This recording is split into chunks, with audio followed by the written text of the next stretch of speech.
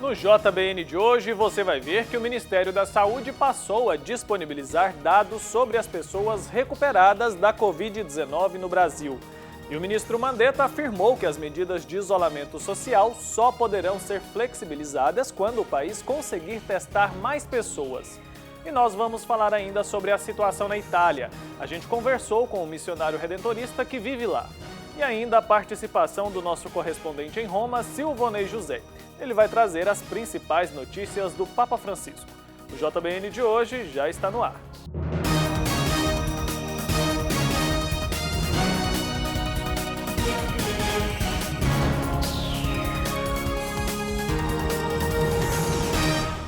Olá, boa noite, seja muito bem-vindo ao Jornal Boa Notícia desta quarta-feira, 15 de abril. Hoje a gente começa com uma boa notícia. Segundo os números oficiais divulgados pelo Ministério da Saúde, mais da metade dos casos confirmados de coronavírus no Brasil já se recuperou. Números dão conta de que 55% das pessoas que contraíram o Covid-19 no Brasil já se recuperaram. A estimativa é de que 14.026 pacientes já superaram a doença. Então, no Brasil, até hoje, nós tivemos 25.262 pacientes comprovados. Eu só posso falar no paciente recuperado a partir do paciente que eu confirmei que teve coronavírus. Eu não posso falar na recuperação de quem é assintomático. Então, dos 25 mil pacientes comprovados, 1.532 vieram a óbitos. E nós temos 9.704 pacientes que estão internados ou estão aguardando resultado de exame, ainda não tem a confirmação. Recuperados, hoje, nessa data, nós temos 14.026. Isso representa 55% das pessoas que tiveram diagnóstico comprovado. É a primeira vez que esse número é disponibilizado a nível federal. Até então, apenas alguns estados apresentavam o percentual de recuperados do coronavírus. O Ministério informou que a divulgação pretende trazer mais transparência. Até se criou uma narrativa um tanto estranha, né? Que parece que eu tenho percebido nas redes sociais que o Ministério da Saúde propositadamente não apresenta o dado de recuperação, tentando criar uma imagem de que o bicho é pior do que ele é realmente. Então, não é nada disso. A subnotificação ainda é um problema em todos os estados, e isso dificulta o levantamento de dados como o número de recuperados. Além disso, o ministro da Saúde afirmou que as medidas de isolamento social só poderão ser flexibilizadas quando o país conseguir testar mais pessoas. O Brasil já importou mais de 2,5 milhões de kits para o diagnóstico do coronavírus e o governo pretende dobrar o estoque nas próximas semanas. O ministro também anunciou que vai começar o processo de contratação de laboratórios para aplicarem 3 milhões de testes com prazo de 24 horas entre a coleta do material e o resultado final. O objetivo é aumentar essa quantidade à medida que novos testes forem sendo adquiridos. Nós queremos fazer muito mais do que 3 milhões e a preparação de uma central operacional com capacidade para 30 mil testes por dia. O ministro ainda afirmou que a Universidade Federal de Pelotas, no Rio Grande do Sul, está começando um estudo sobre o nível de imunização da população brasileira. Isso vai ajudar na elaboração de políticas públicas, inclusive sobre a intensidade que o isolamento social deve ter em cada região. Iniciamos um estudo no Rio Grande do Sul, testando a presença de anticorpo nos brasileiros, que é o quê? Nós precisamos fazer o inquérito epidemiológico.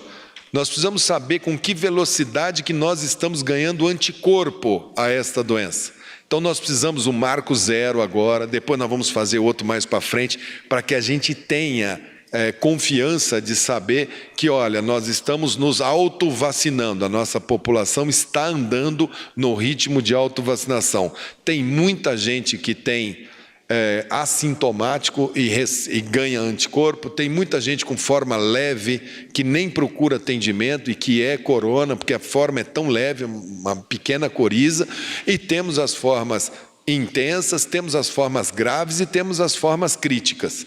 Então, é o somatório disso que vai nos dar a imunidade. O estudo engloba pessoas que não tiveram sintomas ou só apresentaram um quadro bem leve da doença. Outra proposta é permitir a venda de testes rápidos nas farmácias. E agora a gente vai dar um giro para te atualizar sobre as principais notícias do coronavírus pelo mundo. Acompanhe comigo. O presidente dos Estados Unidos afirmou em entrevista que vai suspender temporariamente o financiamento da Organização Mundial de Saúde por conta da pandemia do novo coronavírus. Donald Trump afirmou que a OMS falhou ao ser muito branda com a China nos primeiros dias da pandemia, causando mortes desnecessárias. Os Estados Unidos são o maior doador geral da Organização Mundial da Saúde, com mais de 2 bilhões de reais por ano. Hoje, 15 de abril, completa um ano do incêndio da Catedral de Notre-Dame, em Paris, na França. E o trabalho de restauração e reconstrução estão atrasados por conta da pandemia do novo coronavírus. Há um ano, o mundo viu as chamas que destruíram uma das mais conhecidas igrejas do mundo. E a situação deve ficar ainda pior. O presidente francês, Emmanuel Macron, anunciou que o bloqueio do país deve se estender até 11 de maio. No Brasil, uma boa notícia veio de Brasília. Um veterano da Segunda Guerra Mundial de 99 anos de idade recebeu alta do Hospital das Forças Armadas após tratamento contra os sintomas do coronavírus. Hernando Armelino Pivetta foi internado no dia 6 de abril e conseguiu vencer a doença que já matou mais de 1.500 pessoas no Brasil. Na saída do hospital, ele foi aplaudido pela equipe médica.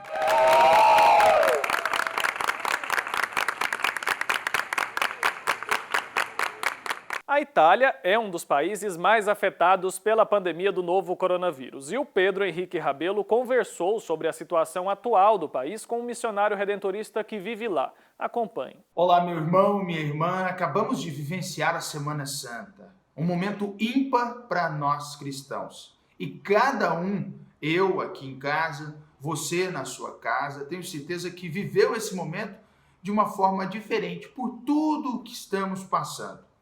E não poderia ser diferente com o missionário redentorista, o padre João Paulo Souza. Hoje ele está na Itália e fez questão de nos gravar uma mensagem sobre esse momento pascal. Um momento fundamental na liturgia, na Igreja Católica. Vamos compartilhar esse momento de reflexão do padre João Paulo, direto da Itália. Como todos sabemos, o mundo vive o drama causado pela pandemia do coronavírus, e a Itália tem sido duramente afetada por tudo isso. As pessoas vivem um momento de profunda dor, de insegurança, de angústia, causados pelo medo do futuro.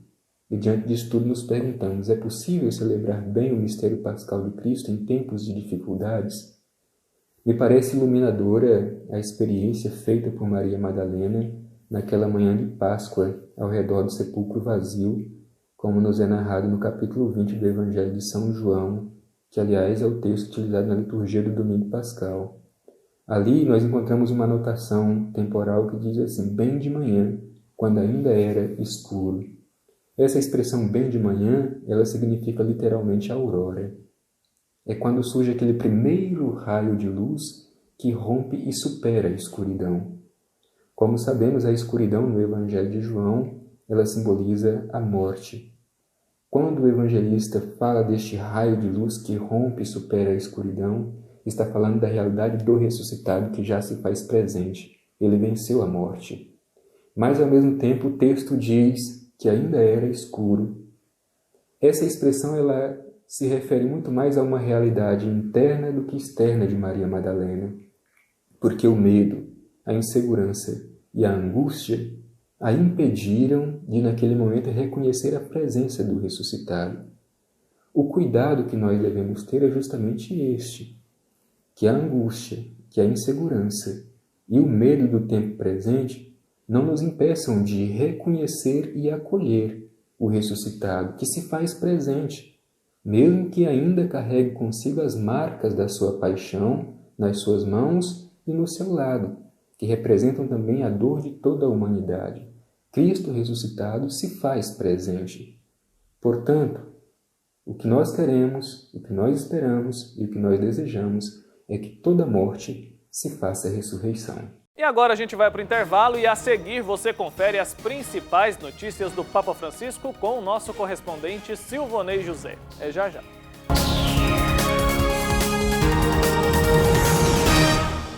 O amor do Pai Eterno está presente em todo lugar.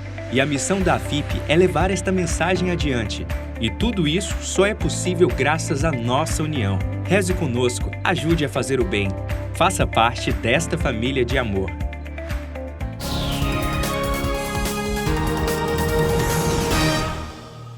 Estamos de volta com o JBN de hoje. Muito obrigado pela sua companhia. As orientações do Ministério da Saúde continuam sendo para manter o isolamento social. E é sobre esse momento em que estamos mais em casa com as nossas famílias que o psicanalista Rodolfo Ferraz fala pra gente hoje. Confira. Estamos ainda passando por esse momento difícil, desafiador, tanto para as nossas vidas em particular, quanto para as nossas vidas como comunidade, como sociedade. No meio dessa pandemia, uma das coisas mais importantes que nos cabe fazer é a quarentena, o isolamento social, o distanciamento físico neste momento uns dos outros. Por isso estamos evitando aglomerações, todos aqueles que podem, porque infelizmente existem inúmeras pessoas que não podem ficar em casa. Não podem ficar em casa porque não possuem casa, não podem ficar em casa porque infelizmente não possuem condições para desenvolver o seu trabalho de casa, se é que eles têm algum tipo de trabalho. Mas a outra parte da população precisa corresponder e atender esta necessidade, porque enquanto não houver um remédio específico para tratamento do coronavírus, com todos os desdobramentos que ele causa no organismo, ou enquanto não tivermos uma vacina que nos previna, que nos imunize, nós vamos precisar contribuir uns com os outros, praticando o ficar em casa, o isolamento, a quarentena. É um tempo difícil porque todos nós estamos agora uns com os outros mais de perto. Se por um lado nós estamos mais distantes na faculdade, na escola, no trabalho, no metrô, na rua, no banco, no supermercado, por outro lado estamos mais perto uns dos outros naquilo que se refere à família, ao estar dentro de casa. Então os pais estão convivendo mais com os filhos com os pais, os irmãos e às vezes avós, e nós estamos tendo que aprender ou reaprender o convívio familiar. Quantas coisas boas e produtivas podem sair daí, mas quantos desafios, porque eu queria me recordar aqui para recordar a vocês de uma fala muito bonita do Papa Francisco no Encontro Mundial das Famílias que ocorreu em 2018 na Irlanda. Existe uma frase muito concreta e eu gosto muito do Papa Francisco porque ele é um homem do concreto, ele é um homem da realidade. E ele diz no Encontro das Famílias: não existe família perfeita. Inclusive ele arrancou boas gargalhadas de quem o acompanhava ao dizer que algumas vezes nas famílias voa-se um prato para lá e para cá, para dizer que ele conhece bem a realidade que nós vivemos. Ele também veio de uma família. E aí ele dizia neste encontro que se lembra dos pais que se beijavam e se acariciavam. E ele dizia aos pais daquele encontro o que eu quero dizer para você que me assiste hoje e está em casa de quarentena. Ele dizia: nosso mundo está doente e mais do que nunca isto serve para esta quarentena. E o Papa Francisco dizia: é preciso uma revolução da ternura para ajudar a curar este mundo. E para que isso aconteça, os filhos precisam ver os pais sendo capazes de carinho uns com os outros. E 3 palavras básicas, disse Francisco, que nós precisamos urgentemente retomar, especialmente nós que estamos convivendo mais de perto em família uns com os outros. Me desculpe, por favor e obrigado. Eu queria deixar esta mensagem apoiada no Papa Francisco, pedindo que a gente tente praticar, ao estarmos em casa mais juntos uns dos outros. Me desculpe, por favor, obrigado.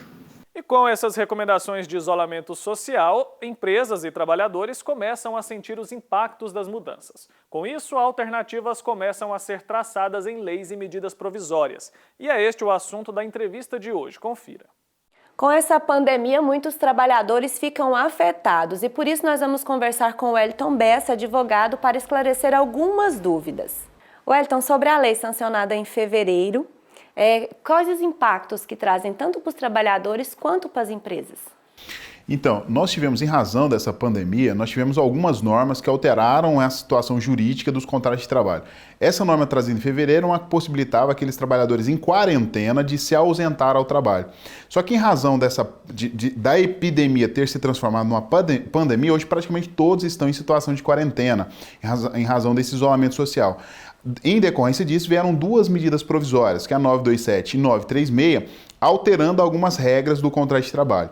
As principais que eu gostaria de destacar é, primeiro, a possibilidade de realização de banco de horas. Então, hoje, os empregadores eles podem utilizar o banco de horas em caso do trabalhador não poder realizar as suas atividades. Então, em casos em que ele está em casa, pode utilizar-se desse período para acumular horas em que o trabalhador poderá pagar no futuro. Assim como a concessão de férias. Hoje, o empregador ele pode conceder férias para o seu empregado, desde que comunique com 2 dias de antecedência, e essas férias podem ser pagas no 5º dia útil do mês seguinte, e o terço constitucional de férias pode ser pago até o dia 20 de dezembro. Além disso, outras situações, como é o caso do trabalho em home office, ele pode ser realizado agora também, desde que comunicado com 2 dias de antecedência.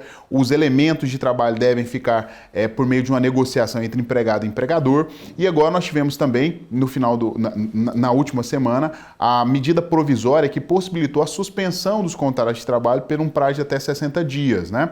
Então o trabalhador poderá ter esse contrato suspenso em comum acordo com o seu empregador, desde que comunique o sindicato. Ou ele poderá ter o seu salário reduzido proporcionalmente à redução de jornada, que pode ser de 25%, 50% e até 70%. Mas isso não é uma decisão direta da empresa, ela tem que comunicar, tem que ter uma conversa, existem medidas obrigatórias?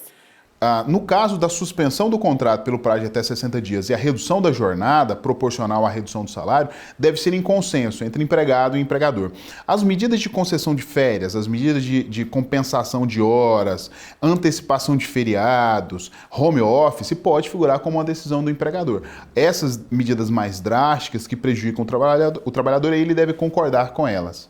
Esse trabalho em home office, a empresa ela pode obrigar o trabalhador pode se recusar a fazer? Como que funciona? Quando não tem a possibilidade desse trabalho ser prestado na sede da empresa, a empresa pode sim exigir que o trabalhador realize esse trabalho de maneira remota, em casa, desde que ela oferte para ele também condições para que esse trabalho seja realizado nessa hipótese. Se for possível, o empregado ele será obrigado sim a realizar essa tarefa. E fora do regime CLT? O trabalhador adoeceu ou quis se afastar por causa da quarentena, ele vai receber, ele não vai? Como que funciona? Nós temos outras hipóteses de prestação de serviço diversas da relação de emprego. Nós temos o trabalhador eventual, a diarista que presta serviço nas nossas casas, por exemplo, o trabalhador autônomo, o jardineiro, o piscineiro, entre outros profissionais que prestam serviço de maneira autônoma, sem vínculo de emprego. Esse trabalhador ele depende da prestação de serviço para receber a sua contrapartida. Então, esse período de quarentena, fatalmente, esses trabalhadores que não estão conseguindo prestar serviço, eles estão também sem receber. Então, inclusive, o governo federal anunciou um benefício justamente para esses trabalhadores, que foi denominado Corona Voucher, ou auxílio emergencial, que para os trabalhadores que estão nesse momento agora, os trabalhadores autônomos, microempreendedores individuais, trabalhadores eventuais, até mesmo os desempregados, contribuintes individuais facultativos da Previdência Social, podem receber um benefício de R$ 600 a ser pago em até 3 meses, Mães de família que são chefes, mães solteiras, poderão acumular até 2 benefícios, desde que tenham uma renda individual não superior a meio salário mínimo e uma renda familiar não superior a 3 salários mínimos. Esse foi o único benefício anunciado até então para esses trabalhadores autônomos que não têm carteira assinada. Wellington, muito obrigada por esclarecer nossas dúvidas. Eu que agradeço, estou à disposição sempre. E agora a gente confere as principais notícias do Papa Francisco e quem traz as informações direto de Roma é o nosso correspondente Silvonei José. Acompanhe comigo. Alô, amigos da TV Pai Eterno em todo o Brasil. Francisco rezou ontem a fim de que, na dificuldade, possamos ser unidos, superando as divisões. O Papa presidiu a missa na Casa Santa Marta na manhã de ontem, terça-feira da 8ª da Páscoa, como também na manhã desta quarta-feira. Rezemos, disse ele, a fim de que o Senhor nos conceda a graça da unidade entre nós. Que as dificuldades deste tempo nos façam descobrir a comunhão entre nós, a unidade que sempre é superior a toda divisão. Na homilia, Francisco comentou a primeira leitura, um trecho extraído dos Atos dos Apóstolos, em que Pedro anuncia abertamente aos judeus que Deus constituiu Senhor e Cristo, aquele Jesus que eles crucificaram. Diante dessas palavras, muitos sentem traspassar o coração e se convertem. Converter-se, afirmou Francisco, é voltar a ser fiéis, uma atitude humana que não é tão comum em nossa vida. A fidelidade nos bons tempos e nos tempos ruins. Fidelidade também na insegurança. Nossas seguranças não são as que o Senhor nos dá. Nossas seguranças são ídolos e nos fazem ser infiéis. A nossa vida e a história da Igreja são repletas de infidelidades. O Papa terminou a homilia com o Evangelho do dia de João, em que Jesus ressuscitado aparece a Maria Madalena, que chora perto do sepulcro. Uma mulher frágil, mas fiel. Fiel também diante do sepulcro, diante da derrocada das ilusões, e que se tornara apóstola dos apóstolos. Peçamos a Deus, disse o Papa, que nos conserve na fidelidade. Já na homilia da missa da manhã da última segunda-feira, na Casa Santa Marta, Francisco lançou um forte apelo aos governantes, cientistas, políticos, recordando o drama da corrupção. Na recitação do Regina Coeli, também na segunda-feira, recordou o papel das mulheres em primeira fila nos cuidados de diferentes formas que a emergência do Covid-19 exigem. Desde as mulheres do setor da saúde ou da polícia, às que trabalham em lojas de bens primários, ou as que gerem situações de isolamento nas casas, onde são demasiadas vezes sujeitas à violência. Aprofundando as muitas pistas oferecidas pelo Papa, devemos falar de possíveis estratégias para gerir a crise, dos males profundos da desigualdade e da corrupção, mas também do papel que as mulheres poderiam ter, que traria uma lógica diferente da do poder dos mais fortes na política. Temos de olhar para os problemas que são mais graves em países onde não há sinergia entre política e ciência, e onde as necessidades das pessoas comuns não são ouvidas. Nos disse Luigino Bruni, professor de Economia Política da Universidade Lunza, aqui de Roma. Não podemos esquecer que qualquer prioridade da economia ou do capital nunca poderá ser tão importante como a vida de uma pessoa. Além disso, é necessário sublinhar certas responsabilidades que agravam as consequências e o sofrimento ligados à pandemia. Desigualdades sociais profundas, corrupção e evasão fiscal. Sem esses males, por exemplo, disse o professor, um país como a Itália poderia estar mais bem equipado para lidar com a emergência e, sobretudo, mais forte nas suas relações com outros países da União Europeia. Temos também nas palavras do Papa o apelo à necessidade absoluta de uma alternativa às lógicas áridas do poder que, no mundo até agora liderado por homens, são de alguma forma lógicas masculinas. Nesse sentido, há necessidade de lógicas alternativas, lógicas femininas, diria, lógicas do diálogo, da mediação, da busca do bem comum. De Roma, para a TV Pai Eterno, Silvana José. E esse foi o JBN de hoje. Muito obrigado pela sua audiência. Lembrando que amanhã nós estamos de volta e é claro que eu conto com a sua companhia. Então um beijo para você e até lá.